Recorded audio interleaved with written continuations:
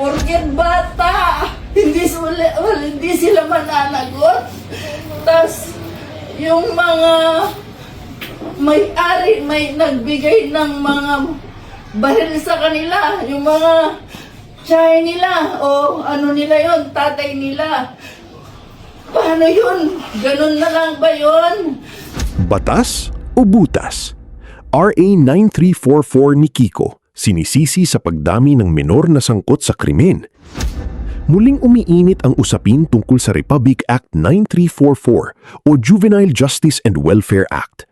Marami ang naniniwalang ginagamit ng mga kriminal na sindikato ang mga batang wala pang 15 taong gulang dahil hindi sila maaaring managot sa kasong kriminal sa ilalim ng kasalukuyang batas.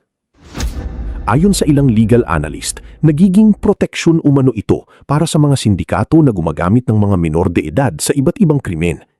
Dahil sa pagbabago ng panahon at mas malawak na akses ng kabataan sa impormasyon, may mga nagsasabing mas alam na ngayon ng mga bata ang tama at mali kumpara noon. Dahil dito, may mga panawagang ibaba sa 13 taong gulang ang minimum age of criminal responsibility. Ngunit may mga tumututol at naniniwalang dapat manatiling prioridad ang rehabilitasyon kaysa parusa. Kayo, ano ang masasabi ninyo? Sang-ayon ba kayong ibaba sa 13 taong gulang ang criminal liability o dapat manatili ang kasalukuyang batas? Comment your opinion below.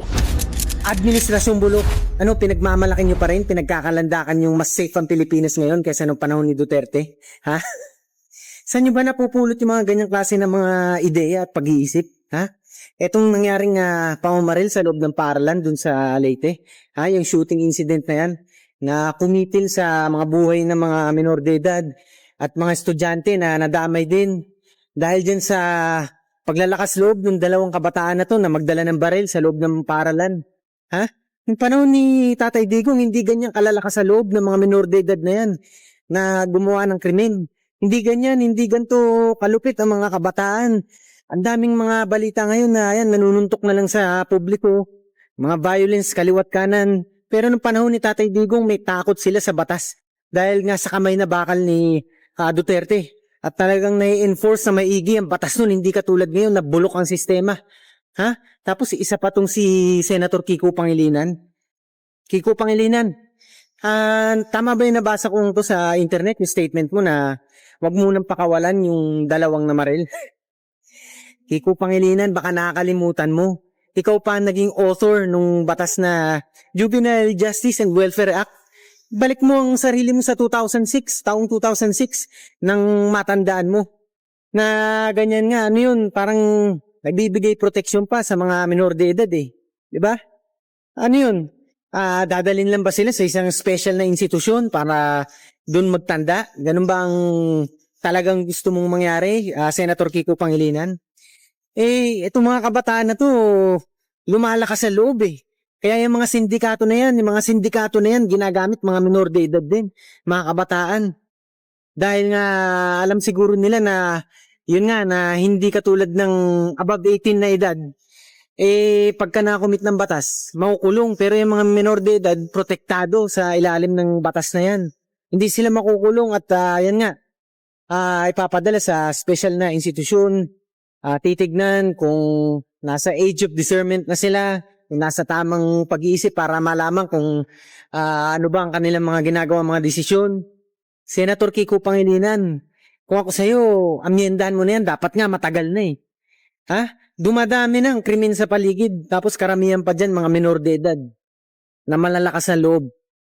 Dahil ba dyan sa batas na yan? Ha?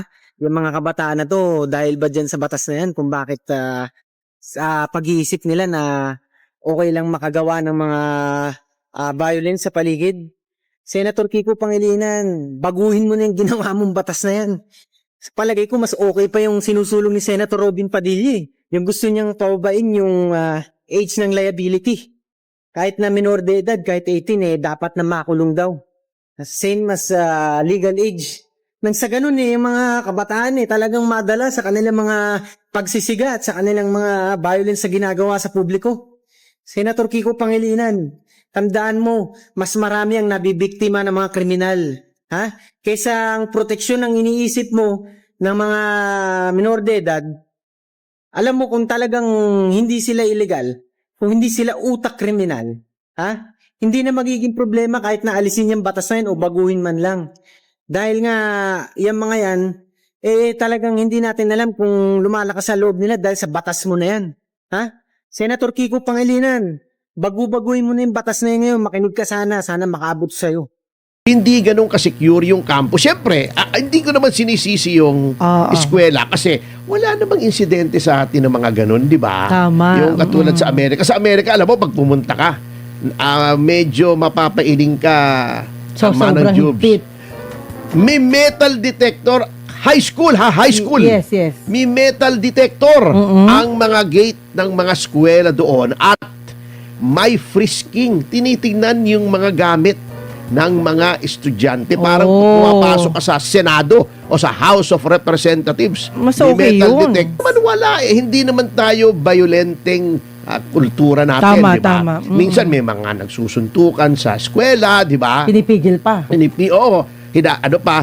May violence tayo pero usually ang mga violence natin eleksyon, di ba? Yes. Pagka-eleksyon, kaya nga may gun ban kapag eleksyon, di ba? Yeah. Merong mga paghihigpit kahit sa mga miyembro ng militar at kapulisan, di ba? Hindi ka pwede magdala ng barel kahit ikaw'y police, active duty unless you are in full uniform. Yes. Unless syempre undercover ka, di ba? Opo, yes, Oo. yes. Oo. Tatakpan yung dulo ng baril nila para hindi Hindi, pag ano yun, di ba? yun. Pagka bagong taon yun, di ba? Bagong- Tinatakpan. di ba? Minsan Tinatakpan. din, ginagawa rin ngayon. Ganun ba? Opo. Sa amin Mahirap kasi naman ganun yun. eh. Mahirap naman yun nakatakip yung dulo. Kasi yung unang putok noon, siyempre hindi magiging Hindi accurate mabilis. yun. Oo. Oo. Kailangan naman ng ating pulis ay they can bring their weapons to bear naman pagka kinakailangan. Opo. Oo. Anyway, at dahil po rito ay nagkaroon ng panibagong debate Yan. doon sa yung Republic Act 9344, yung yes. Juvenile Justice and Welfare Act. Yes. Ito po oo. yung palaging pinipintasan na batas ni Kiko Pangilinan Aha. na naging parang absuelto na daw yung mga menor de edad na below 15.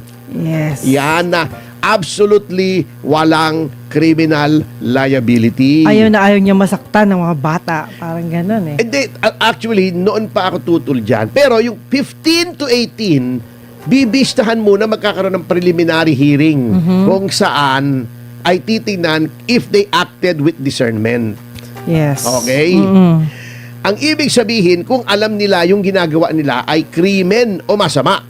Opo. Itinaas actually yung threshold. Kasi ang dati, ayon sa ating pagsasiliksik, na inutos ko lang naman doon sa anak ko, si Attorney Jose Arturo III. Okay. Dati po kasi matagal ko nang napag-aralan yung RPC, syempre medyo baka nalimutan na natin. Sabi, tignan mo nga kung yung aking naaalala ay tama pa. Sapagkat under the revised penal code, yung provisions po sa mga child offenders, yun pong below 9, yun ang walang criminal liability. Okay. oo. Yung 9 to 15, meron po yung criminal liability if they acted with discernment. So, kita nyo ang threshold mababa. Ikaw ay 10 anyos, 11 anyos, 12 anyos, may ginawa Yeah. kang act that is defined as a crime. Alam mo na ang ginagawa mo ay mali Ayun. o tama bago ka ibigyan ng hearing to determine whether you should be adjudged guilty or not. Okay. Yun pong Panghilinan Lot, itinaas yung threshold. Ginawang below 15 ay Hindi pwede. Oo, walang criminal liability. Absuelto. 15 to 18 pwede if they acted with discernment. Okay. So, titingnan pa rin. Siyempre, pag 18, adult ka na. Yes. Okay. Para po sa akin, masyadong arbitrary yung 15. Kasi, in this day and age, sa dami ng impormasyon, eto na lang, wag na nating tingnan yung statistics, ano? Minsan hindi nagsasabi yung social analysis, ano? Minsan masyadong scientific eh. 14 years old ka, Hindi mo ba alam na ang pagpatay ay masama? Alam na natin 13. yan. Hindi mo ba alam na pag pumatay ka ng tao ay masama? Pag namaril ka, Alam masama na yung yan. krimen, yung pambihira naman. Alam na yan, O, diba, sir. Oo. elementary pa lang, tinuturo na sa Tinuturo atin na yan, yung yes. 10 mandamiento. Diba? Opo, The 10 alam na commandments. Thou shalt not kill. O, di ba? Yeah. O, thou shalt not steal. O, di ba? Dapat yan tinuturo niyan habang maagi talaga. Yung basic, siguro yung Basic siguro yung pwede. estafa. Opo, Medyo yan. komplikado yon, yung false pretenses. Complex legal ano yun? Complex legal doctrine yun eh, di ba? Yes, yes. Oh, pero yung pagpatay, pagnakaw, built in yun eh, di ba? Di ba? Sabay Oh. pa lang tinuturo na Ay, yun eh. Ang aga naman, happy 1.1 Hi. K live viewers sa Thank YouTube. you, Maraming guys. salamat po. Di ba 10 years old ka lang, alam mo na eh. 9 years old, alam mo na eh. Alam na. Kahit nga, grade 1, grade 2, di ba? Opo, alam na yan. Wag mong gagalawin yan. Hindi sa'yo yan, di ba? Opo, alam na yan. Wag kang mananakit, hindi maganda yan, di ba? Pero tingin ko, attorney, mas maganda yung early age eh.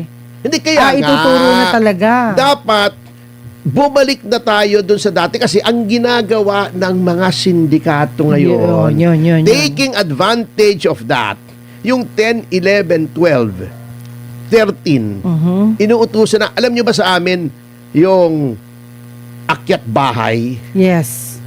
nagugulat yung iba, sabi nila, paano kumasya yan at naakyat bahay kayo, may pumasok at binuksan yung gate nyo from inside.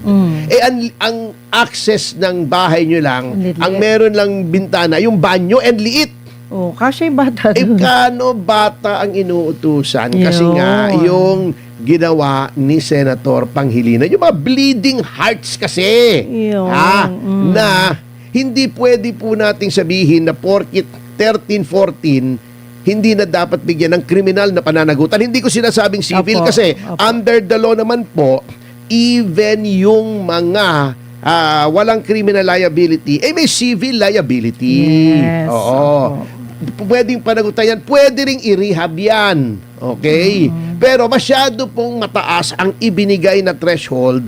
In my humble opinion lamang naman, yung batas ni Panghilinan. Ayan. Hindi ka pwedeng ibaba. Okay. Sasabihin natin, modern na tayo ngayon. More enlightened times. Dati, 9 to 15. Opo. 9 to 12 pag may, discernment, di ba? Pag below 15. Yes, Okay? yes. Oo. Baka pwede namang hindi 9. Baka pwede namang ang gawin mo, 13 ang cut-off. So, Oh. below 13, walang criminal liability. 13, And above. teenager na yan, ang dami ng impormasyon na nakuha niyan. Opo. Nakakapag-internet na yan, nakakapag-YouTube na yan, alam niya.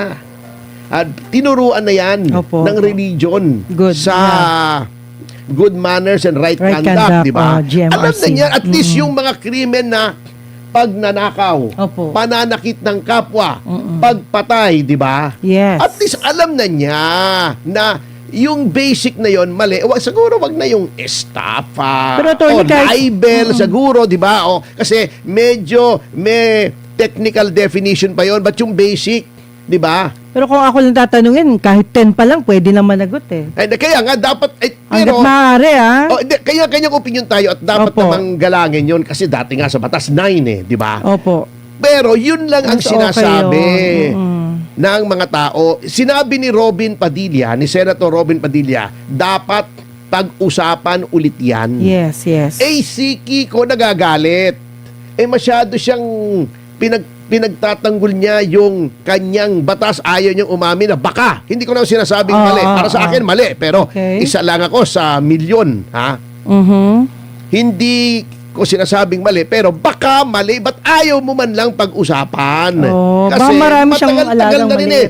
Kung hindi ako nagkakamali, early 2000 pa yun, year 2006 yata. Aha. Kung yun yes. na yung batas na yun ay isinagawa. That was 20 years ago. Baka nag-iba na ang sitwasyon ng Opo. mga kabataan. Eh, ba't ayaw niya?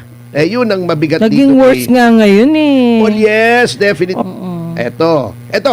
Ayun ang bad news yung nangyari sa Yeah. Tacloban.